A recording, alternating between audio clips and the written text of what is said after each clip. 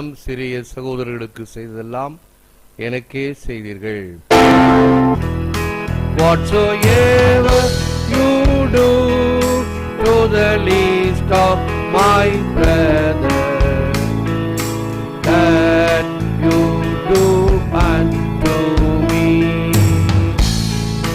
Whatsoever you do to the least of my sisters, that you do unto me. That you do unto me.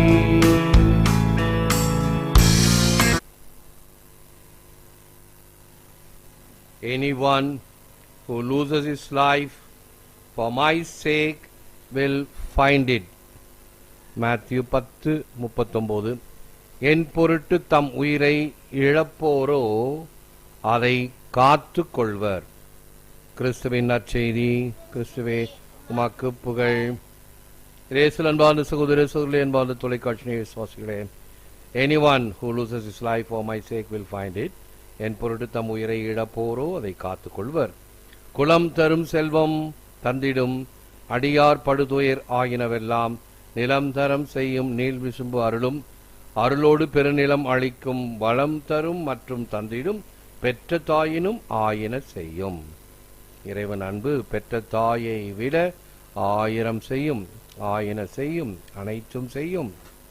தாய் உன்னை மறந்தாலும் நான் உன்னை மறவேன். 3 stages in the spiritual development of human being. 1, the aesthetic. 2, the moral. 3, the spiritual. மனித ஆன்மீக வளர்ச்சியின் 3 நிலைகள். உணர்வு அடிப்படையில் முதல் நிலை ஒருவன் உணர்வுகளுக்கும் மனவெழுச்சிக்கும் அடிமையாயிருப்பது. 2, நல்லொழுக்க அடிப்படையில் அடுத்த நிலை நல்லொழுக்க விதிகளை பொறுப்போடு கடைபிடித்தல். 3, ஆன்மீக அடிப்படையில் 3ஆம் நிலையாக கடவுள் பேரில் நம்பிக்கை கொள்ள முதல் அடி எடுத்து வைப்பது. உன்னுடைய முயற்சிகளுக்கெல்லாம் அப்பாற்பட்டு கடவுள் பேரில் நம்பிக்கை வர வேண்டும். இதுவே கடவுள் பேரில் உள்ள நம்பிக்கையை இதயபூர்வமாக வெளிக்கொணரும். எனவே ஒரு சீடனாக இருக்க தன்னையே மறக்க வேண்டும், தன்னையே துறக்க வேண்டும், தன்னையே திறக்க வேண்டும். Forgetting oneself, abrogating oneself, opening oneself. தாரை வார்க்க நீ தயாரானதும் தர்மம் உன்னை தத்தெடுத்தது. இன்றே உன் இல்லத்திற்கு இரட்சணியம் அளிக்கப்பட்டது. சக்கேயுவின் அழைப்பு, இயேசுமா காவியத்தின் வார்த்தைகள். தாரை வார்க்க நீ தயாரானதும் நீ தாராளத்துடன் ஆண்டவரை வரவேற்று ஆண்டவருக்காக என் பொருட்செல்வத்தை நான் இழப்பேன் என்று ஆண்டவருடைய அருளை பெற்றான். பொருட்செல்வமே என் கடவுள் என்று கருதி செய்தேன் என்று ஒரு பாடல் நாம் பாடுவோம். உன்னோடு நான் விருந்துண்ண வேண்டும் என்ற அருமையான பாடலே.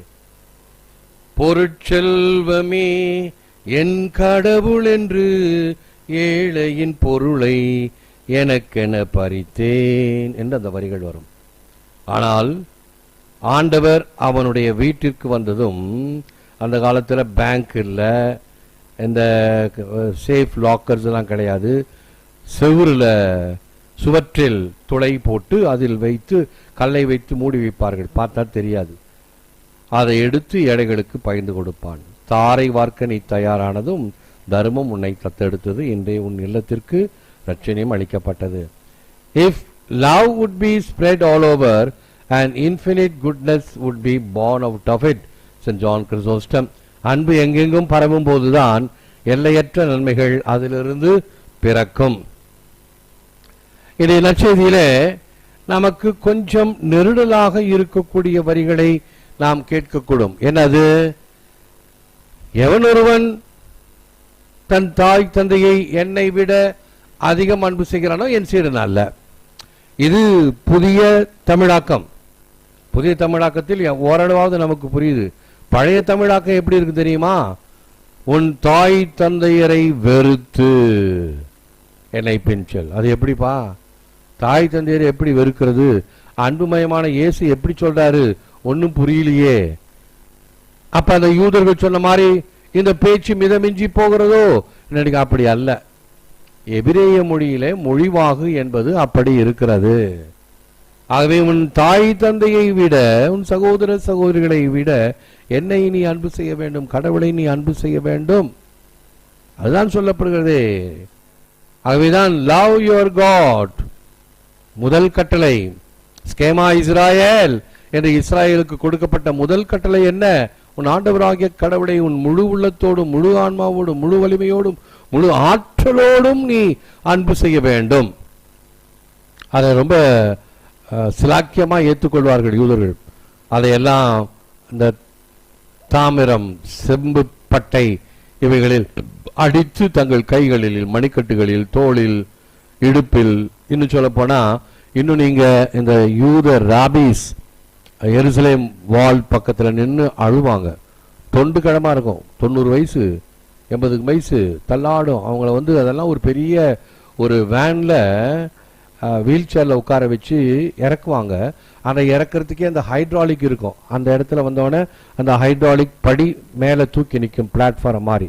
அதில் வண்டியை நிறுத்திக்குவாங்க. திருப்பி ஹைட்ராலிக் இறக்குனா தரமட்டத்துக்கு இறங்கிடும். அப்படியே வண்டியை தள்ளிட்டு போகணும்.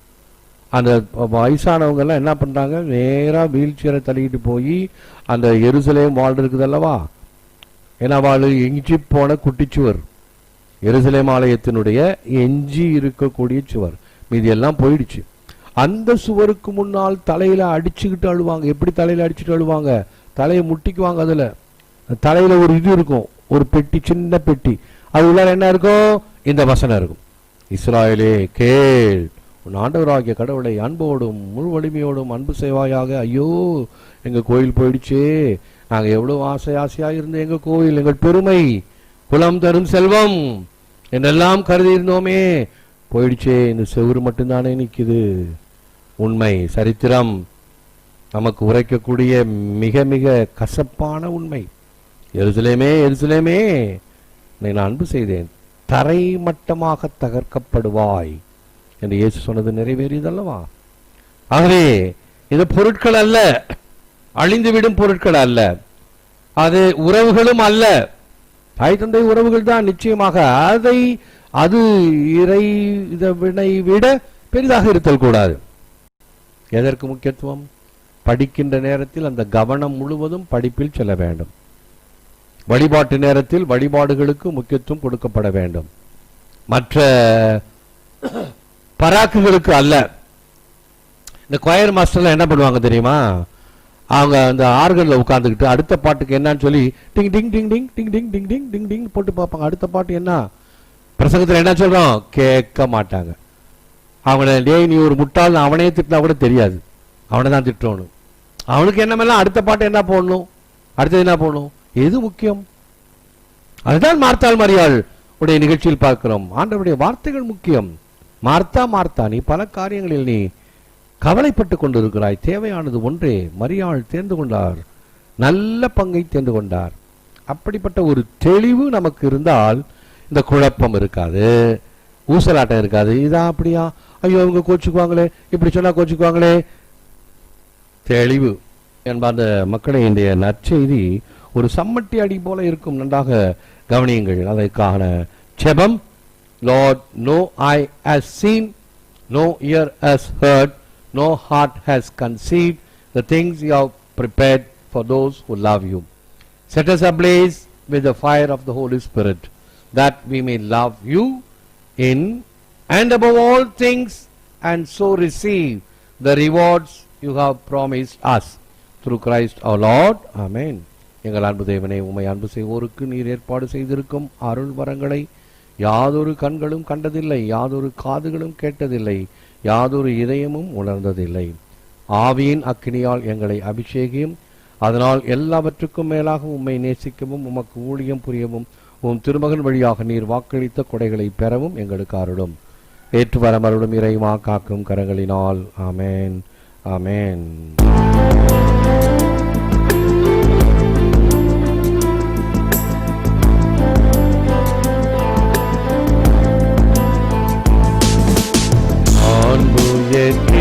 வருள் சாதனத்தை ஆழ்ந்து பணிந்து ஆதரிப்போம். பழைய நியம முறைகள் அனைத்தும் இனி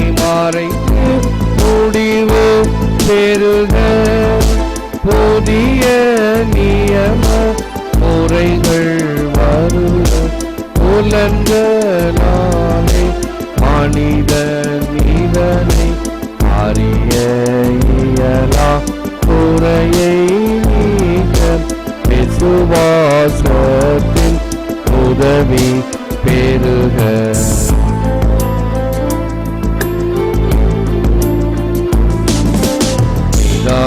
பிதாவர்க்கும் சுதனிவர்க்கும் புகழ்ச்சியோடு வெற்றியார்க்கும் மீட்பின் பெருமை மகிமையோடு வலிமை வாழ்த்து யாவுமக இருவரிடமா வருகின்றவரம் தூய ஆவி ஆனவனும் அளவில்லாத சம புகழ்ச்சி என்றும்.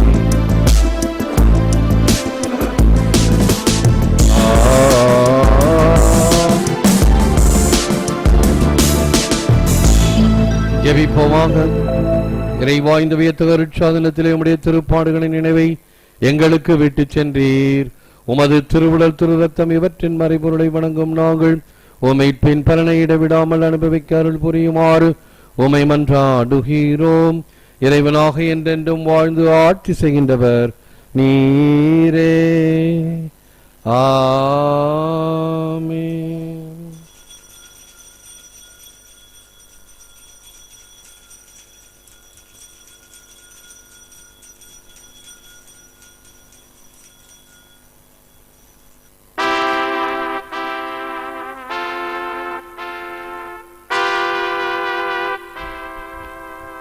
போற்றி போற்றி போற்றி.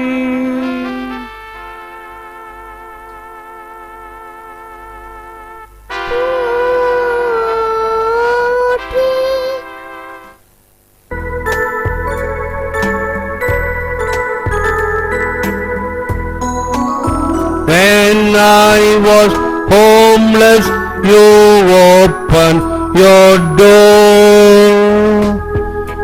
When I was naked, you gave me your coat. Now enter into the home of my Father.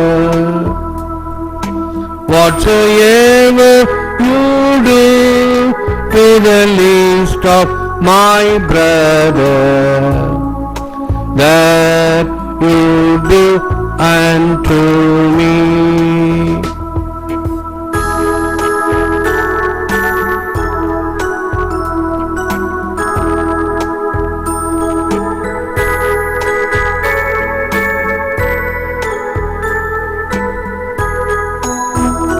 When in prison you came to my cell,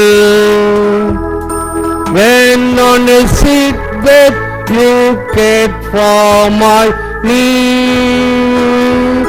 Now enter into the home of my Father.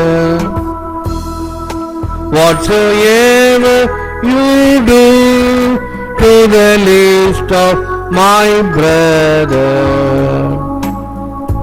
that you do unto me.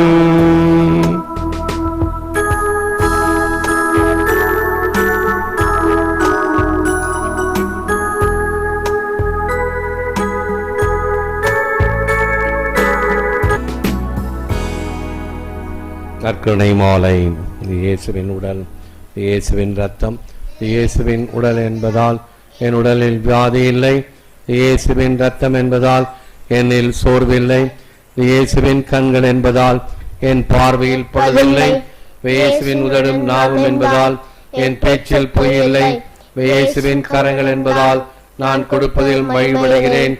இயேசுவின் கால்கள் என்பதால் நான் நன்மை செய்ய நடக்கிறேன். இயேசுவின் சிந்தனை என்பதால் என் திட்டங்களில் தெளிவுள்ளது. இது இயேசுவின் உள்மனம் என்பதால் எனது முடிவுகள் சரியானவை. இயேசுவின் அடிமனம் என்பதால் என் குறைகள் எல்லாம் குணமடைகின்றன. இது இயேசுவின் இயல்பு என்பதால் நான் ஆவியானவரால் இயக்கப்படுகிறேன். ஆமென். இயேசுவில் அன்பார்ந்த சகோதரர் சகோதரி, அன்பார்ந்த தொலைக்காட்சி விசுவாசிகளே, இன்று புனித ஹென்றி, பிரான்ஸ் தேசத்து மன்னன், ஒரு அருமையான பக்தியான இறை பக்தி, மனிதர்கள் பக்தி, மனிதர்கள் ஈடுபாடு கொண்ட ஒரு அருமையான அரசன். அவனை புனிதராக திருச்சபை ஏற்றிருக்கிறது. அவருடைய நினைவு நாள் செயின்ட் ஹென்றி.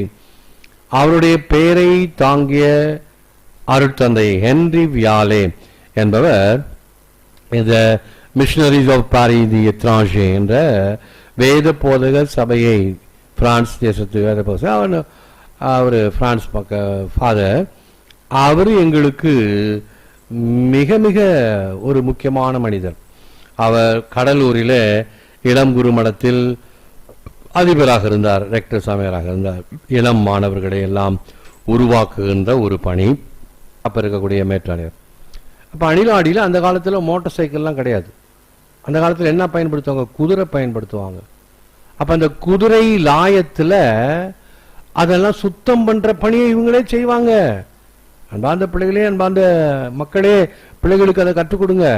இப்போ டாய்லெட் கழுவுறதுக்கோ மற்ற செய்கிறதுக்கோ அசௌரியப்படக்கூடாது, அசுசைப்படக்கூடாது, செய்யணும். அவரும் அந்த குதிரை சாணி எல்லாம் வாரி கொண்டு போய் கொட்டி குதிரை சாணத்தை எல்லாம் கழுவி விடுவார். அதுதான் அந்த பெரியவர்கள் நமக்கு கற்றுத்தருகின்ற பாடம். அப்படி செய்யும் பொழுது ஒரு இரும்பு ஸ்லாப் சின்ன இது ஒன்று இங்கே அவருடைய இந்த நடுவிரல்ல குத்திடுச்சு. குத்திட்டு செப்டிக் ஆகி போச்சு. அவங்க எல்லாம் கவனிக்க மாட்டாங்க, சரியா போயிடும் அப்படின்ட்டு. சரியாகல, செப்டிக் ஆயிடுச்சு. செப்டிக் சீரியஸ் ஆச்சு. அவருக்கு பங்கு தந்தை யாருன்னா ஒரு அவரை விட வயசான, இவர் யங் பிரீஸ்ட். அப்ப அந்த காலத்துல ஒரு வயசான தாத்தா லூயிஸ் த கொதேக் என்ற அருள் தந்தை. அவர் தான் அந்த ஆலயத்தை கட்டிய ஒரு அரும்பெருந்தந்தை. அணிலாடி ஆலயம் தான் பாண்டிச்சேரி மேற்றாசனத்திலே மிக பெரியது, மிக உயரமானது, மிக நீளமானது. ஆச்சரியமா இருக்கு, இந்த கிராமத்துல இவ்வளவு பெரிய கோவிலா? ஆம், அருள் தந்தை லூயிஸ் கொதேக். எப்படி தெரியுமா? அவங்க அத்தைக்கு பிள்ளைங்க இல்லை, பெரிய பணக்காரி, பெரிய கப்பலே வச்சிருந்தாங்க. அந்த காலத்துல கப்பல் கவுந்து போனா கணத்துல வைக்காங்க. கப்பல் தான் பெரிய சொத்து, ஏரோப்ளேன் எல்லாம் இப்போ அவ்வளோ கிடையாது. அப்படிப்பட்ட ஒரு கப்பலுக்கு சொந்தக்காரி. அவங்க என்ன பண்ணாங்க, அந்த கப்பலை விற்று அந்த காசெல்லாம் அருள் தந்தை கிட்ட கொடுத்துட்டாங்க. யாருக்கிட்ட? அருள் தந்தை லூயிஸ் கொதேக். கோயிலை கட்டிட்டாரு. செங்கல் தான் இருந்துச்சு, பூச முடியல, பூசத்துக்குள்ள செய்யிட்டாரு. அதன் பிறகு அருள் தந்தை மறியனால் தான் எல்லாம் பூசினாரு. என்ன அற்புதமான வேலைகள் இந்த கிராம பகுதியில். ஆனால் அந்த மக்கள், தயவுசெய்து மக்களே, இயேசு சொல்றதும் சரிதான், பழைய ஏற்பாடு, எனது மக்களே, எனது ஜனமே, எனது ஜனமே, உனக்கு நான் என்ன தீங்கு செய்தேன், ஏன் என்னை கைவிட்டாயின்னு சொன்னால உண்மை. அப்புறம் ஜெரேமியா தீர்க்கதரிசி சொல்லுவாரு, அறம் விளைய வேண்டும் என்று விளைந்தேன், ஆனால் விளைந்ததோ மரம், உண்மை. அப்படி செங்கலா இருந்தது. எந்த இடத்துல அதிகமான உப்பு காத்தோ அங்கெல்லாம் கொஞ்சம் அரிச்சிருந்தது. அருள் தந்தை மரியனாலு போய் தான் அந்த பெரிய கோவிலை சிமெண்டால பூசின மனுஷன் மண்டபம் கட்டினாரு, ஆஸ்பத்திரி கட்டினாரு. ஆஸ்பத்திரி கட்டி அதே குளோனி சிஸ்டத்தை கொண்டாந்து அங்க வச்சாரு. அருள் தந்தை வியாலே அங்க சீரியஸா செத்துக்கிட்டு இருக்கிறார். ஒரு வாரத்தில் ஒரு வேலை அப்படி இருந்தா செத்து போயிடுவார். இந்த அருள் தந்தை கொதேக் சாமியார் என்ன வேண்டிக்கிட்டார் தெரியுமா? ஆண்டவரே, நான் வயசானவன், என் வாழ்க்கை முடிஞ்சிருச்சு, எனக்கு என்ன ஊழியம் செய்ய முடியுமோ, எனக்கு என்ன கொடுத்தீங்களோ அந்த ஊழியெல்லாம் செஞ்சு முடிச்சிட்டேன், என்ன எடுத்துக்கோ. அவர் இளம் குரு, அவரை வாழ விடு, அவர் இன்னும் பணி செய்யணும் அப்படின்னு வேண்டிக்கிட்டாருங்க. ஒரு வாரத்தில் பூசை வச்சுட்டு கோயில் பக்கத்தில் அறவீடு ஒரு சரிவு மாதிரி இருக்கும், மேலே ஏறுறதுக்கு வண்டி எல்லாம் ஏற்றுறதுக்கு. அந்த சரிவு மேலே ஏறும் பொழுது விழுந்து செத்துட்டார், ஹார்ட் அட்டாக்ல.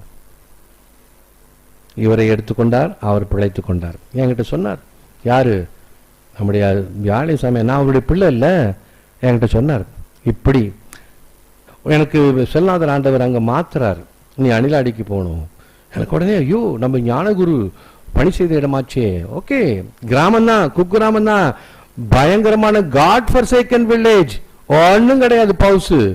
இங்கேருந்து திண்டிவனத்திலேருந்து போனாலும் கஷ்டம், அங்கே நடுத்தேர்லேருந்து போனாலும் கஷ்டம், விழுப்புரத்துலேருந்து போனாலும் கஷ்டம். லொடக்கு முடக்குன்னு 13 கிலோமீட்டர் உள்ள போகணும். அப்ப அந்த இடத்துக்கு போறேன், அருட்தந்தைக்கு கடிதம் எழுதினேன். ஃபாதர், என் ஞான குருவே, நீங்க பணி செய்த இடத்துக்கு நான் போகிறேன் பங்கு தந்தையாக, என்னை ஆசீர்வதியுங்கள், எனக்காக ஜெபியுங்கள். அவர் எதுனாரு பாருங்க கடிதம், அதாங்க அந்த ஞானத்தினுடைய உச்சம். மகனே, நீ ஒரு பெரிய ஒரு மிஷனரி நிலத்துக்கு இடத்துக்கு போகிற போல நீ போக வேண்டாம். நீ அங்கே உழைப்பாய், நீ பல காரியங்களை செய்வாய், அதெல்லாம் பயன் தராதது போல இருக்கும். உண்மை. கவலைப்படாதே, அதைரியப்படாதே, சோர்ந்து போகாதே, செய். இந்த மண்ணை மாற்றினேன், மரங்களை திருத்தினேன், மனிதர்களை மாற்ற முடியவில்லை.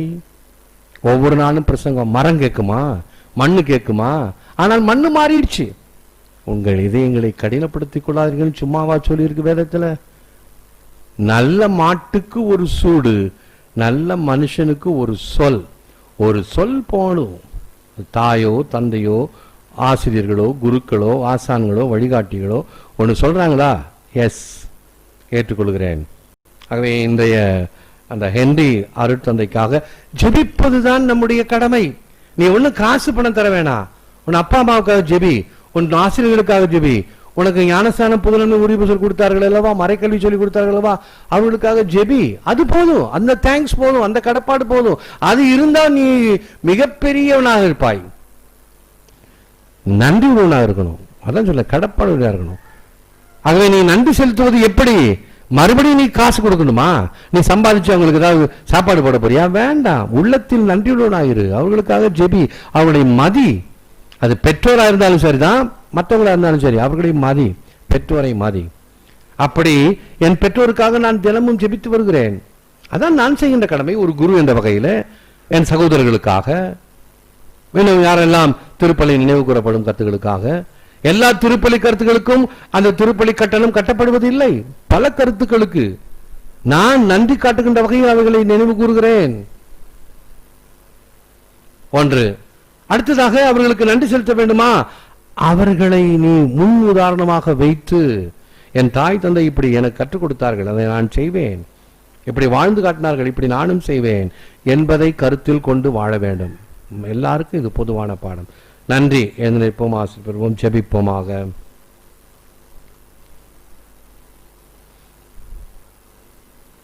அன்பு தந்தையே, உமது இல்லத்தில் நாங்கள் உமது அருட்காவலையும் அன்பையும் அனுபவித்து மகிழ்கின்றோம்.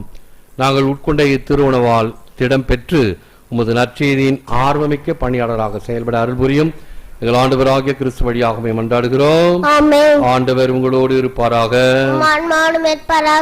எல்லாம் வல்ல இறைவன் தந்தை மகன் தூய ஆவியார் உங்களை ஆசீர்வதிப்பாராக. சென்று வாழுங்கள். திருப்பலி நிறைவேறிற்று. நன்றி.